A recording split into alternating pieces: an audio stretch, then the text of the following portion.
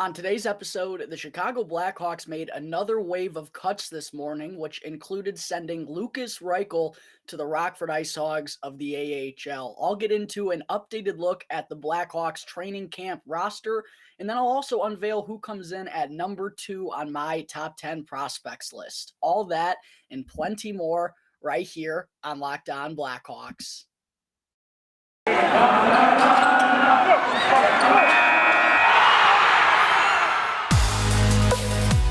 You're Locked On Blackhawks, your daily podcast on the Chicago Blackhawks. Part of the Locked On Podcast Network, your team every day.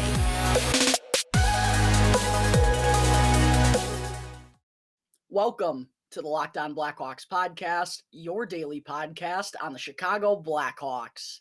Today is Tuesday, October 4th. I'm your host, Jack Bushman. You can find me out on Twitter at JackBushman2, or you can also go and check out my Strictly Blackhawks account at Talkin' Hockey for all the latest Blackhawks news and updates. And if you're listening to the audio version of today's episode and you like what you're hearing, then please be sure to go and show some support first by following the podcast. Go and rate the show with 5 stars as well. And if you're tuning in through Apple Podcasts or through Spotify, then you can also go and leave me a review. And the best part about it all is that it's 100% for free wherever you may be listening to your podcast. Go and follow the show right now, and you'll be able to get the latest episode as soon as it comes out each day. And if you're not already watching the video version of today's episode, then you got to be sure to go and check out Locked On Blackhawks on YouTube, because each and every episode from here on out, folks, will have a video uploaded to YouTube as well. So if you haven't done so already, please go and show some support by subscribing to Locked On Blackhawks on YouTube. Also, go and smash the like button on this video down below. And last, turn on those notifications. Go and ring the bell so that way you can know exactly when the episode gets uploaded to YouTube each and every day. All right, good morning. Thank you all for tuning into another episode of Locked On Blackhawks, your one-stop shop for all things Chicago Blackhawks. And thank you all for making the show your first listen here to start off your day. To kick things off this morning, folks, we just saw the Chicago Blackhawks make another round of cuts, which included Lukas Reichel, Isaac Phillips, Cole Gutman, Michael Tepley, Josiah Slavin, Cale Haworth, and David Gust. The Blackhawks are really starting to trim their training camp roster down now that we're only 8 days away from the start of the regular season. And we've also seen all the junior players, for the most part, go back to their respected clubs. Nolan Allen's gone, Ethan Del Mastro, most recently Samuel Savoy and Kevin Korchinski. Paul Ludwinski and Colton Dock are still around. I think Colton Dock actually is about to practice here in full capacity for the first time since suffering that concussion during the Tom Curvers Prospect Showcase. But I expect he and Ludwinski to be set back to juniors any day now.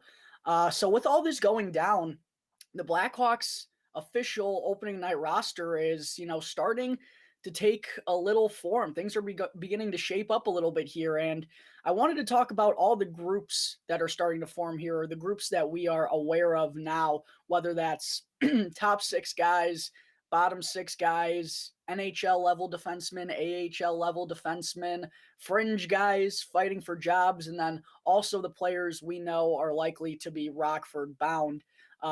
With the regular season being just over a week away, it seems like the Blackhawks are really starting to make their final moves and are really looking to cut things down by a pretty good margin here in the next couple of days. And I was actually going to put this episode out earlier today, but fortunately I got some whispers that some more cuts were going to be happening right before practice today. So that's why this episode didn't come out at 8 a.m. this morning. I know I said yesterday with the schedule, I'd like to have every episode Tuesday through Friday be out by 8 a.m., but because I knew there were roster moves coming, it wouldn't really make sense to make a show and then have it a couple hours later not be relevant anymore. So after the Blackhawks have made this new wave of cuts, like I mentioned, I want to kind of keep you all updated on what the groups are looking like right now, what jobs are still up for grabs, and who we know is heading down to the Rockford Hogs. First, among the players that are left on the Blackhawks training camp, let's start with all the guys that I believe, from what I've learned in the preseason, the guys who are going to be headed to Rockford here sometime rather soon. If they haven't already, we already saw Michael Tepley, as I mentioned, Cale Howarth got sent down, David Gust.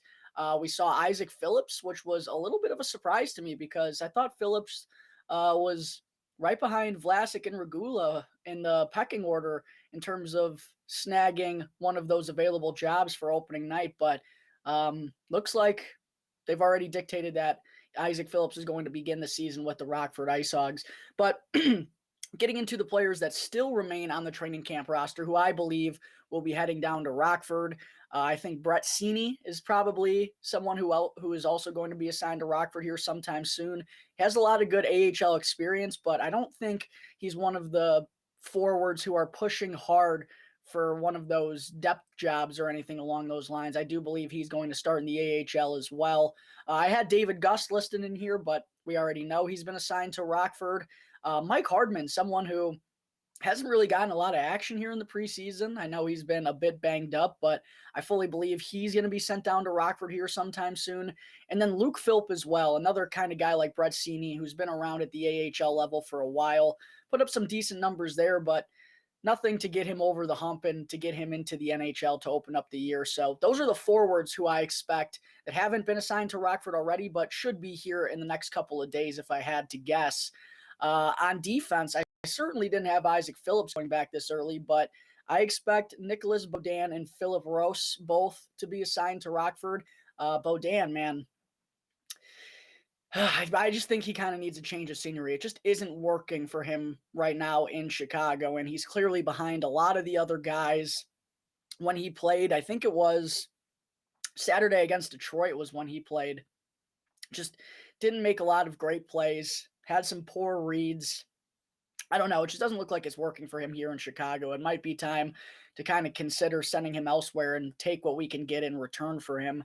But I believe Nicholas Beaudin is going to be starting the year in Rockford for sure. And then Philip Rose, he had some flashes, and he's someone I talked about throughout the summer, given his experience in the SHL and the size that he has, a good physical defensive game. I thought he was someone who could push for one of those jobs, but I even have him behind Phillips at this point, who was just sent down to Rockford. So maybe, they'll give Rose an extra look here, but I don't think he's been more impressive than either Regula or Vlasic. And as I mentioned, not Isaac Phillips either. So I expect Philip Rose to be beginning the season in Rockford. And then in net, I have Mitchell Weeks. I mean, he's the only goaltender left besides Peter Mrazek and Alex Stalock. Arvid Soderblom has already been assigned to Rockford.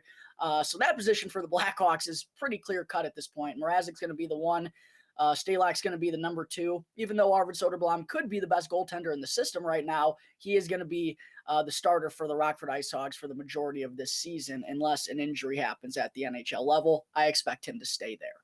Now, getting into the more intriguing part, getting into the top six forwards for the Blackhawks. And I had Lukas Reichel slotted into this group, but now we know he's not going to be up with the Blackhawks to open up the year.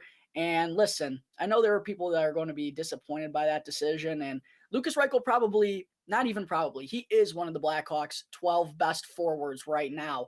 But we've heard Kyle Davidson reiterate how patient they want to be with Reichel. They don't want to just be 100% ready. They want to be 110%, 120%. They want to absolutely know that he can handle NHL action when they call him up full time. And there are still tons of benefits going down to Rockford. I've said this with a ton of guys who are young. Lukas Reichel is going to play a massive role for the Rockford Ice Hogs. He's going to be the guy there, going to be a top line guy, top line center probably, and he'll play on the power play. I'm sure they'll give him some chances on the penalty kill to try and develop that side of his game, but he just gets to go and work and try to get better day in and day out and not have any pressure on his shoulders, really. I mean, there will still be some pressure in Rockford to kind of carry that team, but I think it's a better situation for him to be in as opposed to on a Blackhawks team that is going to be losing a lot. He'd still gain tons of good experience at the NHL, don't get me wrong, but I think this is kind of a win-win for the Blackhawks. I think either way they chose, it was going to be a benefit for Lukas Reichel. So don't be pissed, Blackhawks fans. Trust me, we're going to see plenty of Lukas Reichel in the future. The front office just wants to be extra patient and extra cautious with him. And I understand because he's the best forward prospect they've had in quite a while. And they want to make sure that he's going to be as good as possible. So I like them not rushing him onto the scene, but it is definitely a little bit tough to know that he's not going to be part of the Blackhawks lineup when they open up next week against the Avs. But getting into the top six forwards real quick here, we've seen the top line be Andreas Athanasiou, Max Domi, and Patrick Kane for the last couple of weeks. But I think Domi and Kane are locked in. I don't know if Andreas Athanasiou is locked in there. Like, he just hasn't taken full advantage of his opportunity. He's gotten so many scoring chances. He just hasn't been able to bury them. And I think that's kind of going to be the determining factor for him this season. With that type of speed, he's going to get his opportunities. It's just about whether or not he's going to be able to capitalize on those. And so far, he just hasn't been able to. He's also been deferring the puck to Patrick Kane a lot. I think they're going to give Athanasiou another shot to kind of solidify his spot on that top line, but I would not say he's set in stone as the first line left winger here. Wouldn't be at all surprised to see, maybe Taylor Radish get bumped back up, and perhaps we could see Athanasiou with Johnson and Tays instead of Radish with Tays and Johnson on the second line like we've seen the last couple of weeks. Maybe even Colin Blackwell gets up there. I personally think this should be the top six group, but if Athanasiou doesn't look good here in the next week, I wouldn't be shocked if they decided to put someone else on the top line with Domi and Kane. But I do agree that these six players, Athanasiou, Domi, Kane, Radish, Taves, and Tyler Johnson, now that Lucas Reichel is out of the picture, I definitely agree that these are going to be the top six forwards. If I had to choose, at least, these would be my top six forwards. And we're just kind of going to have to see how it all shakes out. But I think Colin Blackwell is the only one that could be a surprise here. I personally would keep these six as the Blackhawks' top six when the season opens up in just 8 days. All right, there's the first part of my Blackhawks updated roster outline. Coming up in just a moment, I will get into the bottom six forwards. But first, I need to talk to you all about Built Bar, which is the protein bar that tastes just like a candy bar. And if you haven't tried Built Bar Puffs yet, then you are seriously depriving yourself of one of life's greatest joys. And guess what? There's a new flavor. Cookie dough chunk puffs have a light and chewy texture. They got real cookie dough chunks in them. And of course, they're covered in 100% real chocolate.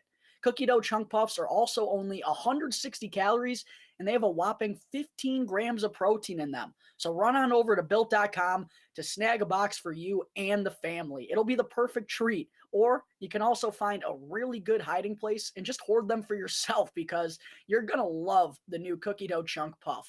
Whether you need a snack for your workout, a late night treat, or just need to grab a quick bite to eat, Built is the perfect protein bar. And all you have to do right now is go to Built.com and use the promo code LOCKED15, and you will get 15% off your next order. You just have to use the promo code LOCKED15 when you go to Built.com, and you'll get 15% off your next Built Bar order. All right, we're back here on the Locked On Blackhawks podcast. Excuse me. Quick sip of coffee to keep things going. Getting into segment 2, carrying over from segment 1, let's go and look at an updated look at the bottom six forwards now for the Blackhawks and kind of how all that is shaping up at the moment. So with Boris Tkachuk now out 4 to 6 weeks due to a right ankle sprain, which is really unfortunate for him. He was being a wrecking machine out there for the Blackhawks his last time out, hitting everything, providing some energy and intensity. And that's kind of what I think he needs to do. That's kind of his role. And I would love to see him do that on the fourth line this year. But now that he's out for the start of the regular season, things are kind of more set in stone, I believe, in terms of who the bottom six forwards are going to be on opening night. Because when you take a look at kind of an ideal third line, I think would be Colin Blackwell, if in fact he's not bumped up into the top six. I personally think the third line is a really good place for him. At center, I think the Blackhawks are going to have Sam Lafferty. Not sure he can play center full-time for an entire season, but I do think it's worth the gamble with the way that he can get up and down the ice and impact the game on both sides. I like giving Sam Lafferty an opportunity at center there. I think he would mesh really well with what Colin Blackwell provides. And then on the right wing, I would have Philip Kurashev. It's kind of a tough fit for him because neither Lafferty or Blackwell are known as offensive-minded players. They're more grinders who can chip in offensively from time to time. I don't know if this is exactly the right place to have Kurashev, but I also don't think he is going to be a top 6 player. So this might be the role that he kind of needs to form and the type of player he needs to become into, because I don't think he's good enough offensively to be a consistent point producer, and he's going to have to find ways to impact the game differently and to kind of put his stamp on things. And one thing we heard about him when he was younger was how good he was defensively, and that was probably always going to be more so the strength of his game than the offense. So I'd really like to see Kurashev kind of take on this checking role in full swing here this season and kind of round out his game more than just a skinny, fast skater who can do some things offensively every now and then. He's going to have to kind of round his game out, I think, in order to have a chance to be a full-time NHLer. And a good opportunity to learn how to do that is by playing with Colin Blackwell and Sam Lafferty. So on paper, I think it's kind of clear-cut that that should be the Blackhawks' third line. Again, if Colin Blackwell isn't bumped up into the lineup. And then with Boris Kachuk out, the perfect fourth line to me would be Jujhar Khaira, Mackenzie Entwistle, and Reese Johnson. I think all three of those guys, especially Khaira, I mean, we know he's an NHL veteran, but even Entwistle and Johnson, I think they showed enough at the end of last season to kind of get another crack together on the fourth line.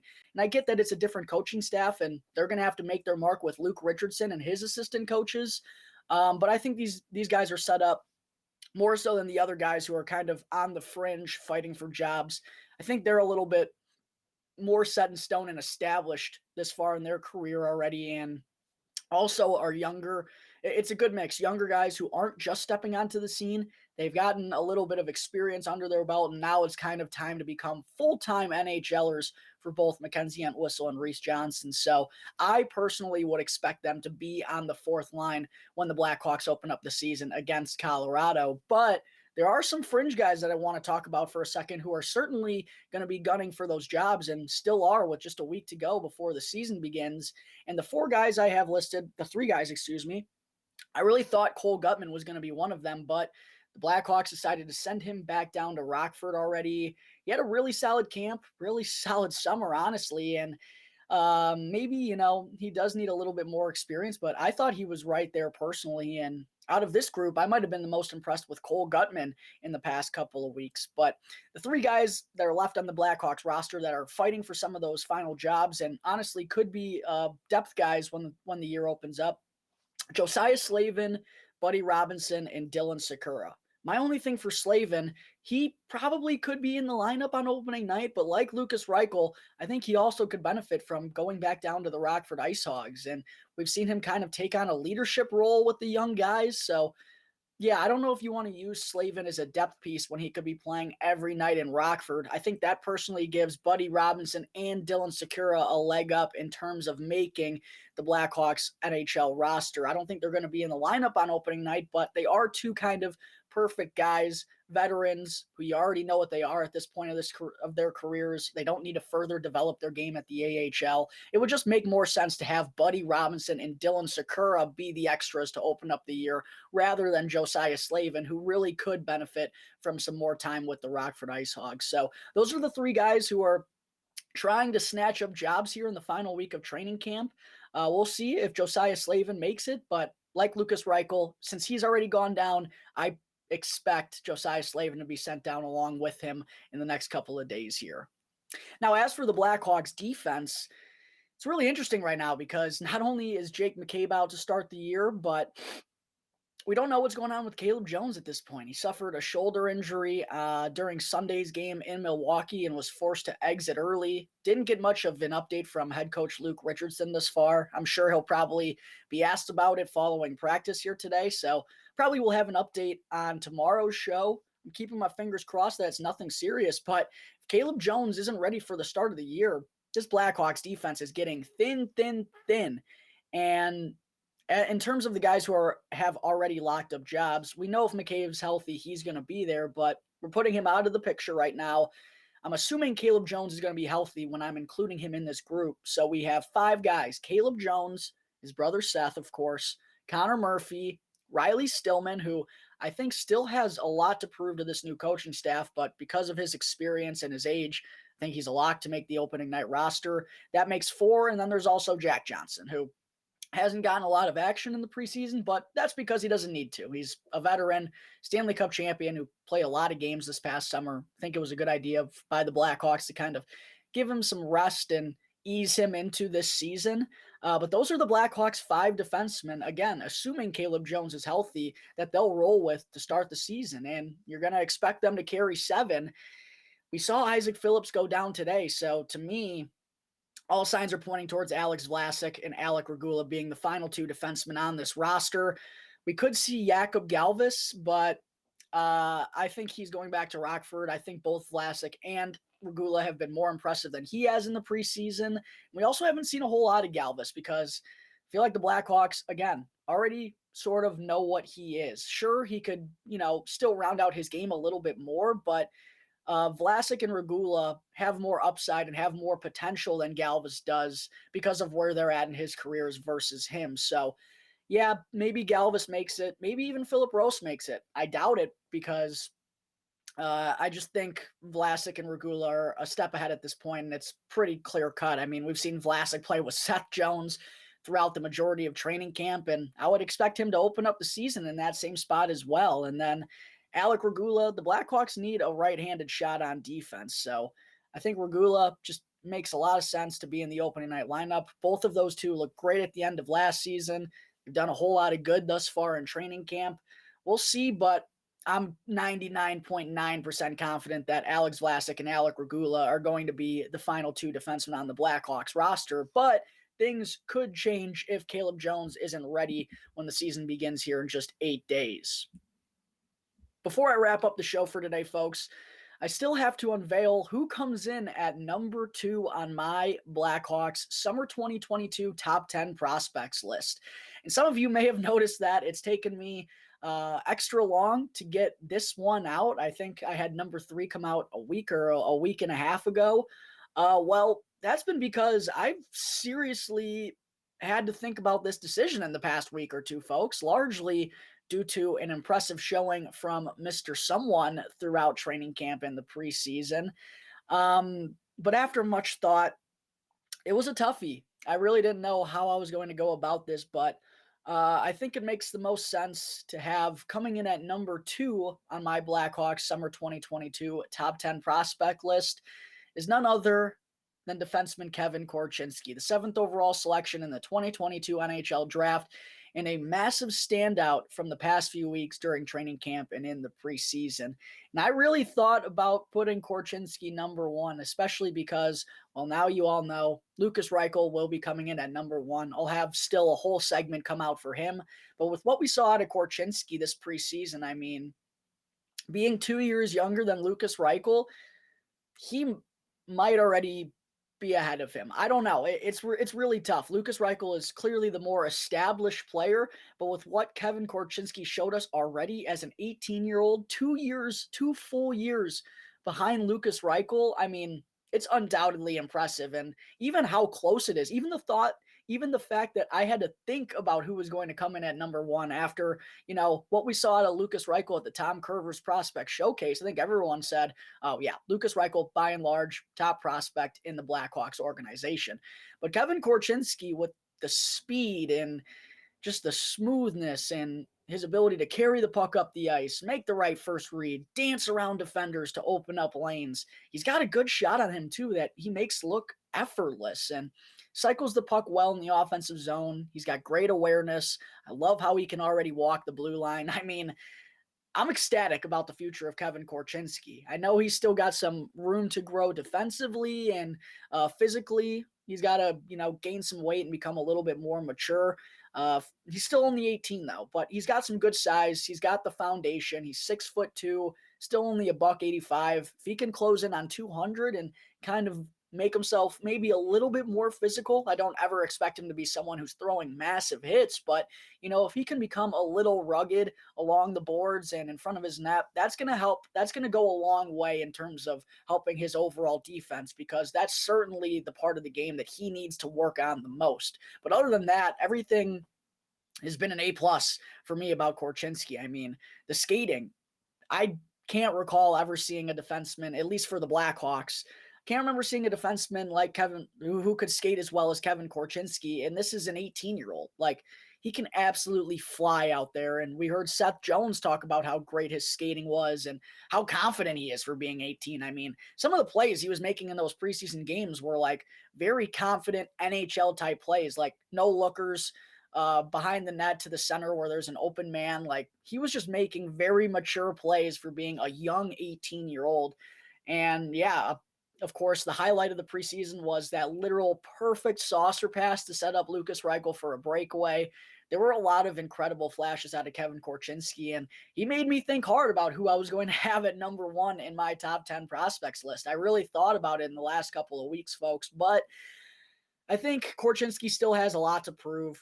He's only 2 years into his WHL career, and these are preseason games. And I'm going to value Lucas Reichel's season that he had last year in the AHL over what Kevin Korchinski did in a couple of preseason games. So that's why I have Korchinski coming in at number 2. He's going back to the Seattle Thunderbirds of the WHL, where, as I already mentioned, he's got 2 seasons under his belt there, helped lead Seattle all the way to the WHL championship last year, where they unfortunately came up short to the absolute wagon that was Jalen Lipin and the Edmonton Oil Kings. I mean, Edmonton just pummeled through everybody in the WHL postseason, but Korchinski was a big reason why the Seattle Thunderbirds made it to the WHL championship.